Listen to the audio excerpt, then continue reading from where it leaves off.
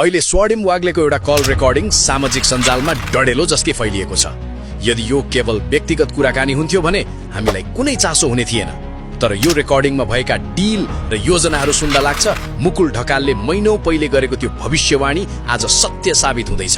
उहाँले स्वर्णिम वाग्लेले के भन्नु भन्दाखेरि नेपाललाई भुटान बनाइदिने भन्ने कुराहरू भन्नुभयो र त्यसपछि नेपाललाई भारतको राज्य बनाइदिने कुरा उहाँले गरिसकेपछि त्यति बेला मलाई झनक गरिसक्यो। अचम्म त के छ भने हिरोसम्म प्रविधिको गफ गर्ने नेताहरू नै आज आफ्नो करतुत लुकाउन यो त एआई ले बनाएको फेक अडियो हो भन्दै पन्छिन थालेका छन्। के एआई अब नेताहरूको अपराध लुकाउने नयाँ ढाल बनेको हो?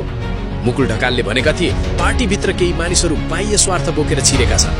आज यो रेकर्डिङ बाहिरिँदा मुकुलका ती तीता शब्दहरू कता कता प्रमाणित भए जस्तो देखिँदैन र? क्या कर लेंगे, हम तो मिला लेंगे ना, ऐसा सब कुछ मिला लेंगे, आप चिंता मत कीजिए। 84 में in the coming election we will be the main force of this country, so आप लोग तो चिंता मत करिए, ये सब हो जाएगा, बस चिंता मत कीजिए। बौद्धिकताको आवरणमा देशको अस्मिता बेच्ने छुट कसैलाई छैन। प्रविधिले आवाज त बनाउला तर नियत बनाउन सक्दैन।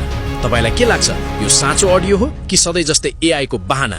आफ्नो विचार कमेन्टमा निर्धक्क लेख्नुहोस्।